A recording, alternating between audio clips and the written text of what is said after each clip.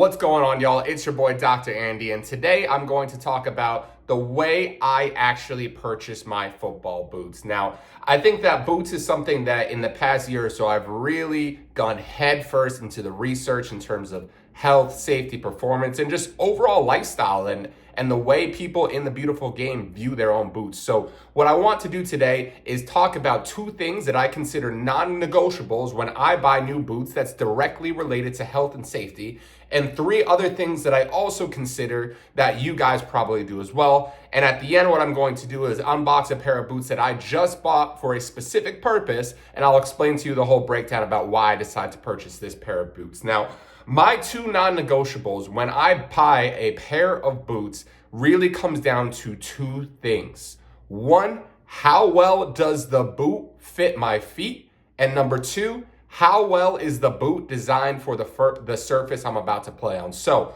foot to boot, boot to surface. Now, when I first consider the foot to boot fit, I primarily think of two things. One, is the boot the correct size? And this is not just one number that you just go ahead and think of and say, oh yeah, I'm a size 12, I'll get a size 12 boot. It's something that boot to boot will often change. It's something that year to year will often change, which is why I am personally a big advocate about either knowing the exact size you need for every fit of boots or going to buy boots in person so you're able to try them on.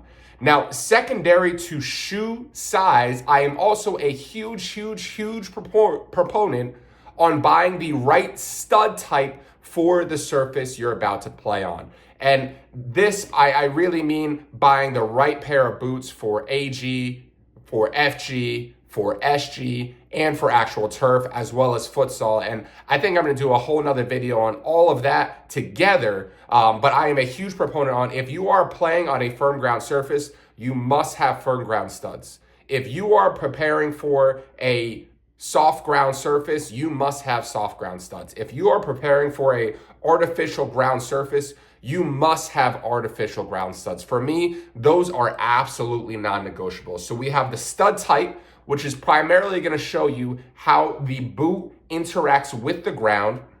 We have the boot size, which is directly tailored to you, that type of boot, and how well your foot feels in it. And then we also have the shape of the boot, right? Because some people like myself, I have pretty wide feet, and we don't fit into other types of boots that other people with more narrow feet will fit into. For example, I don't fit well into X's. I don't fit well into F50s because those boots are made for people with narrow feet, and my feet, they just won't fit into it comfortably. So non-negotiable, foot to boot, boot to surface. Now, the three things I also like to consider when I am buying a pair of boots may in fact surprise you. Number one, I will consider all of the other features that the boot has that isn't directly related to foot to boot and boot to surface. For example, I will consider the actual model of the boot, right? For example, if you take a look at the Adidas line, you have the F50s, you have the Copas, you have the Predators, right? Me personally, I like the look and the feel of the Copas. If I were to choose a boot among those three, I would choose the Copas. But I would only choose the Copas if my feet fit well in them, if they have the right stud on them, and if I find the right size for the Copas. Again, the non-negotiables are key, but I'll also consider things like the model of the boot. If it's a low-end or a high-end boot, for example, in the Adidas line, the elite boots are the top-tier boots, and as you go down, for example, in the Nike line, the Academy boots are the lowest, and there's also the mid-tier as well. So that's something to consider as well. I'll also look at the sole of the boot, and I'll look at the stud configuration. If you are a very technical player who does a lot of ball rolls, or you happen to control the ball with the bottom of your foot, the way the studs are designed and outlaid on the sole plate may impact your game as well. And I'll also look at the laces. With the kind of more recent addition of laceless boots and boots with modified laces, laces off to the side, laces through the middle, and how tight you have to actually tie the laces to get a good fit on them. For me, those are all things I consider as well. So I would consider all of those things into extra features that you should also look out for. Now, especially if I'm buying a rather expensive pair of boots, I will 100% consider the colorway. 100%. And is it medically necessary? No. Again, these are just things that I also like to consider as well. But for me, if I'm buying a pair of boots and they're $180, I am 100% getting the color of my preference. 100. There is no way I'm going to buy a pair of boots for $180 and not get the color that I want, right? So that's another thing I consider. And lastly, right, so we talked about the features of the boot. That's something to consider. We talked about the colorway. Lastly, I will actually consider, do I need a new pair of boots? If the answer is yes, okay, maybe I will, expedite the process and get the boots a little bit sooner. If the answer is no, then maybe I won't purchase the pair of boots. But if the answer is maybe, or maybe in a few months, and everything else that I already talked about is already well aligned, i.e. I have the colorway of my choice, the studs on the bottom of the boot are the exact kind of configuration that I want. It's at the exact tier in terms of low end, high end, right in the middle. It has the exact laces that I want. It fits my foot perfectly and is perfectly designed for the surface I'm playing on. I might actually go ahead and buy a pair of boots and stick them in the closet and be like, you know what? I'm not going to touch these for 6 months, but when the pair I'm wearing right now starts to give way a little bit, that's my backup. That's the one that's next up. And it's actually funny because footballers do this, but for example, Tony Cruz, right? I believe he used to wear the Adi Pures, and they actually stopped making them. They stopped producing them. So I believe, this might be a rumor, so don't hold me accountable for this, but I'm pretty sure he purchased about 50 pairs of the same boot and just stashed them away.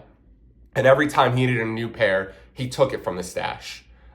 Because once you find a boot that fits perfectly for you, you won't want to let it go. And this is actually more so seen in the game of basketball. Basketball players in football, we often want to wear the newest boots, the brightest boots, the best boots, so to speak. In basketball, it's a completely different culture where once you find a shoe that you like, you will never stop wearing it. And basketball, in terms of Adidas and Nike and Jordan, they actually have problems with their best players not wearing their newest basketball shoes because they're so used to wearing the old ones because they think it works so well for them. So maybe in soccer, we need to take a piece of that culture. And once you find a boot that works well for you, if you have the means, feel free to stock up on it, right? And feel free to buy, different colorways, different orientations. And if you are a serious footballer, if you consider yourself in the elite category, you should probably have more than one pair of boots. That way you can switch them in and out and, they'll last a little bit longer. And you certainly should have the right pair of boots for the surface that you're playing on because that will 100% increase the lifespan of that boot. Now, I actually just bought a new pair of boots. Of course, I know the colorway and the size and everything like that, but I haven't opened them. I haven't seen these boots in person. So what I wanted to do is open them together with you and we can totally break it down and I'll show you exactly why I purchased this pair of boots. So, Nike, and I love the Nike Tempo. I think it fits my foot phenomenally. I love the sizing of it. I find the laces very, very easy to tie. It's a consistent fit, left versus right. So I actually went ahead and bought a pair of Nike Tiempos. Oh, the box is backwards. Nike Tiempos. Oh, man. Oh, these are beautiful. These are actually way better in person. Wow, these are way better. AGs. So again, foot to boot, boot to ground. I'm used to wearing Tiempos. They fit my feet perfectly. And I know for a fact a size 12 will absolutely 100% get the job done. So foot to boot, boot to ground. These are AGs. You see it on the tag right here, AG plate, which means that these studs, they're circular and they're hollow and they will allow me to rotate in the ground effectively without my foot getting stuck. That is number one, the most important thing I am looking for to start with. Now, again, Tiempo, I like the look of it. I like the feel of it. I believe this is the mid-tier version. I paid about $120 for these. Yeah, so these are the Legends, so which is right in between the Academy and Elite version. So again, I paid about $120 USD for these. In terms of the sole, I'm actually not too picky. I don't really pay attention to too much of the stud pattern, but I have spoken with players who have worn this boot, and they do have comments on the stud pattern. To be honest, most players who wear this exact boot aren't a fan of the stud pattern, but they say it's something that they can get used to. In terms of the colorway, this is exactly what I wanted, and this colorway is actually on sale, so I wouldn't be surprised if it disappears relatively soon. This colorway is 100% designed to match this outfit.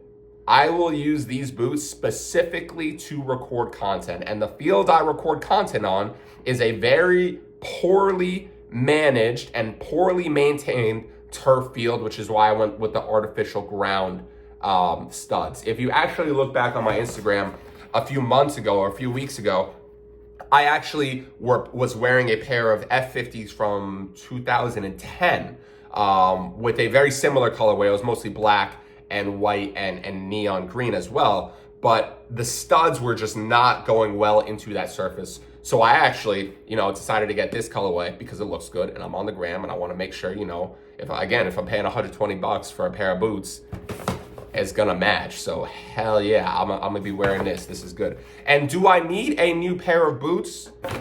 Right now, no, I don't. But I am telling you guys, I love this boot.